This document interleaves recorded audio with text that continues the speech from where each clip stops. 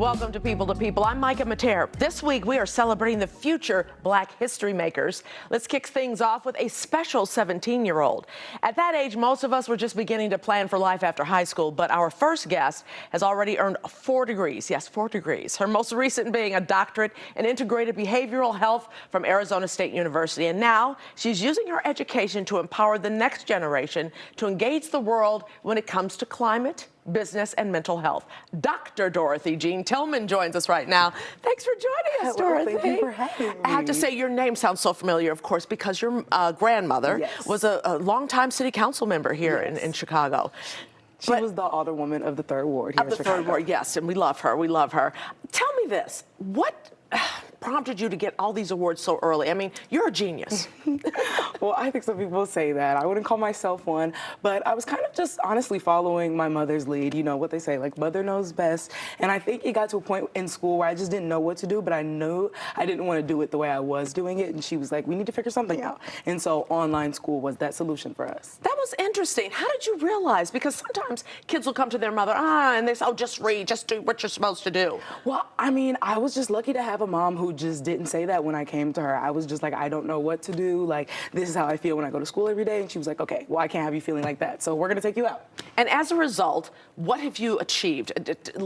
Make a list of everything you've gotten. Well, I've gotten my associate's degree in psychology by the age of 10. Wow. And I got my bachelor's in humanities by the age of 12, and my master's in environmental and sustainable science by the age of 14. And of course, like you said, my PhD in integrated behavioral health. Oh my gosh. So do you love learning? Is it just exciting for you? Well, I think that there are, of course, are always parts of learning that are exciting for me. I definitely loved getting my degree in psychology, but I think it was the overall plan of like things that my mom kind of like laid out in front of me that encouraged me to like take on education the way I did. Do you feel, having, all of these degrees and having gone the way you did, that education should be changed a little bit about how they teach children today? I think it should definitely be more unique to like the specific kid. I don't think it should be so cookie cutter, so this is just the way it is, because we already know that there are different types of learners, but then there are subtext in those different types of learners, and I think taking the time to look into that would be so good for our like education system. It's hard to ask you what you want to be when you grow up, because you've already been everything you want to be pretty much, right? What are you doing now that's really important to you? Well, the thing that's most important to me that I'm doing now is working on my summer camp, my STEAM camp. So that's like STEM, but with the arts added to make it more well-rounded, to create better leaders. And so focusing on that camp so I can have the best quality possible is what I'm doing right now. So you're dealing with children, kids like you. You're teaching them so many things. Yes, especially things about being a leader, working in a team, working as teachers, and how they can learn from the people that they're teaching, and how they can learn just by being in different areas, in different spaces. That is what we do at the Dorothy Jean STEAM Leadership Institute. Yeah, tell me the name of it again. The Dorothy Jean STEAM Leadership Institute. Dorothy Genius. Where did you get that name? Well, I think it's kind of something my family just started calling me along the way, even before I started getting degrees, and I kind of just thought it had like a fun ring to it. Yeah, and you yourself designed the logo, right? Yes, me and my sister, actually. So how was that, doing that? I mean, you're an artist as well, I guess. Well, it kind of was like we were sitting in her bed one day, and the camp idea was something that was kind of floated around after like COVID came and shut everything down.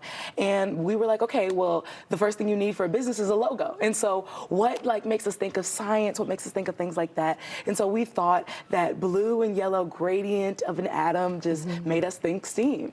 Obviously, your sister's very smart too, right? Yes, of course. It runs in the family. It runs in the family. That's amazing. That's amazing. Okay, so are you getting paid for that? Is that nonprofit? How does that work? So we are an LLC, but I mean, as for pay, I focus on me last. It's of course my counselors get paid to work there, right? And so that's what's like most important. Now, when you think STEAM, I think STEM. Is it like STEM or? Yeah, it's basically the same thing except with the arts added, because you can't have that right brain without that left brain. You need both. There's an art to everything in STEM, so why not just add the arts into the entire acronym? What ages are going to be at the summer camp? From 8 to 14, 15, that's when we kind of transition them into junior counselors. Now, you're 17. Do you feel like people maybe don't look at you like as a grown-up type person? You're not like, I mean, you're equal, but you're not their equal, if that makes sense. Well, they definitely don't look at me like a grown-up, and I wouldn't want them to, because that's not true about me yet. Everybody that we work with are people in my age group, if not like slightly older or slightly younger.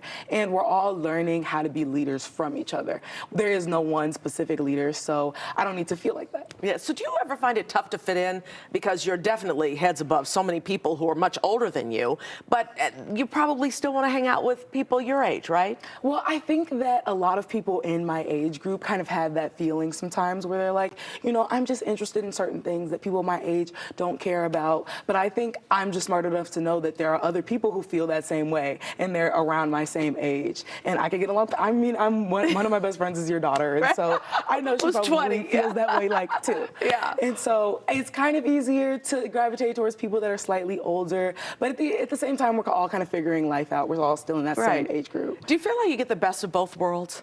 I think definitely, because I still like can connect with people my own age, but people who are like slightly older than me, like we kind of have similar problems. Ultimately, what do you want to do? I think ultimately I want to keep doing what I'm doing in some regard, like helping the youth, help build them up in some way, have a listening ear and be that for them.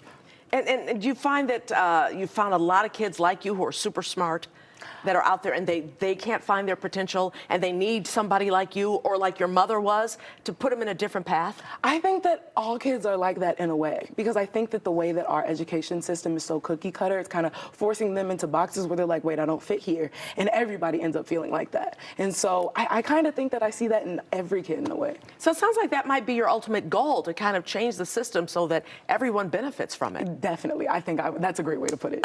Oh, thank you. Thank you. She told me this. Oh, she told me this. And so now the camp starts when? And when they need to start filling things out pretty soon, right? Yes. The camp starts on July 9th, and they need to start filling things out by March. Okay, March 1st, right? So that's next Friday. Yes. So they need to get going. How many do you plan on having in the group this year?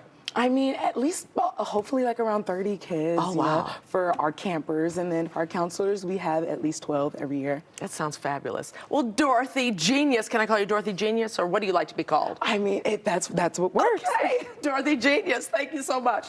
And the Dorothy Genius STEAM Leadership Institute Summer Camp takes place July 8th, as she said, through August 9th. But there's no time to waste. Again, selective enrollment begins next Friday, March 1st. For more information, visit DorothyGeniusWithAJ.com.